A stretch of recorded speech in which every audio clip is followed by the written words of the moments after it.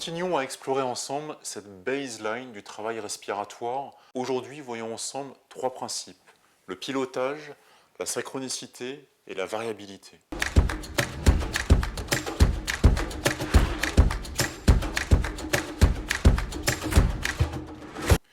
Le pilotage, je vous rappelle, ça veut dire que vous allez prendre consciemment le contrôle de cette fonction qui se déroule inconsciemment, la respiration. En faisant ça, vous choisissez le rythme et la façon dont vous respirez. C'est une métaphore pour vous apprendre à ne plus subir, mais à piloter. La synchronicité consiste à superposer deux fonctions essentielles du corps. Ici, la marche et la respiration. En vous disant ça, je pense à toutes ces personnes que j'ai pu suivre qui, par exemple sous stress, on remarque qu'elles sont assurées dans la façon de bouger ou dans la façon de respirer. Là, on va, comme deux métronomes qu'on met ensemble, venir les aider à se superposer. La variabilité consiste à explorer plein d'options possibles pour pratiquer une des fonctions offertes par notre corps. Ici, vous allez essayer différentes façons d'inspirer et d'expirer différents rythmes.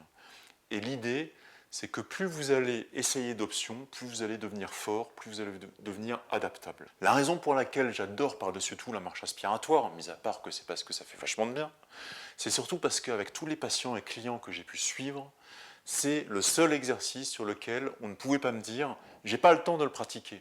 Parce que cette marche, on l'utilise tous les jours pour faire plein de choses. Quand vous faites une activité physique, une activité dite aérobie, un sport, il y a un mouvement.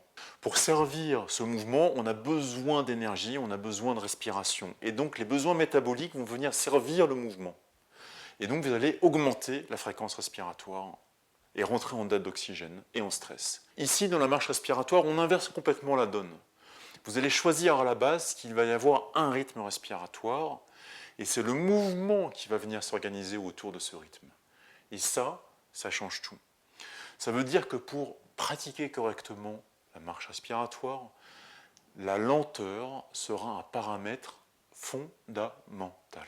Même si vous utilisez des rythmes qui sont élevés, en inspire ou en expire, vous allez devoir trouver la bonne vitesse pour le faire sans rentrer en stress. Dans la suite de vidéos, nous allons voir des exercices pratiques pour que vous puissiez faire ça dans votre vie quotidienne et profiter de ces effets qui sont innombrables. Par exemple, sur le plan physique, il y aura l'augmentation de la variabilité de la fréquence cardiaque qui est un excellent marqueur de bonne santé. Sur le plan psychologique, il y a un recrutement de plein de fonctions du système nerveux central qui va faire que, dans le moment, ça va vous aider à réguler les émotions que vous rencontrez, que ce soit anxiété, dépression, colère, etc. Voyons dans la suite de la vidéo comment vous pouvez pratiquer cette marche respiratoire. Nous allons utiliser le modèle de la marche crescendo qui se déroule inspire-nez, expire-bouche. Commençons par un rythme, un pas inspire, un pas expire, puis deux pas inspire, deux pas expire, et ainsi de suite, 3, 5, 7, peut-être jusqu'à 10. Le plus important, c'est que vous restiez dans ce calme cardio-respiratoire, un état de détente, puis redescendre jusqu'à 7, 7, 5, 5, 1, 1. Si vous sentez que vous avez un essoufflement, c'est qu'il vous faut redescendre immédiatement à 1 ou 2 crans en dessous. Très important également, ne pas hachurer la respiration. Il y a une continuité dans l'harmonie. C'est une respiration qui va s'étaler sur le nombre de pas choisis. Sur 2-2, ça sera et non pas. Explorons ensemble un rythme le plus long.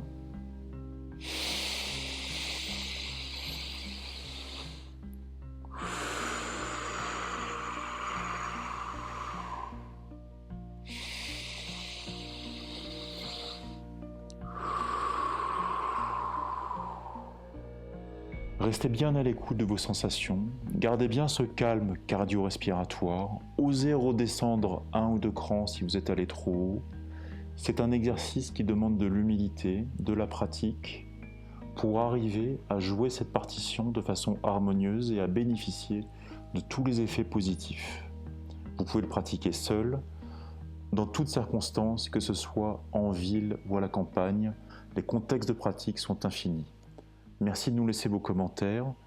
On espère que vous y prendrez beaucoup de plaisir.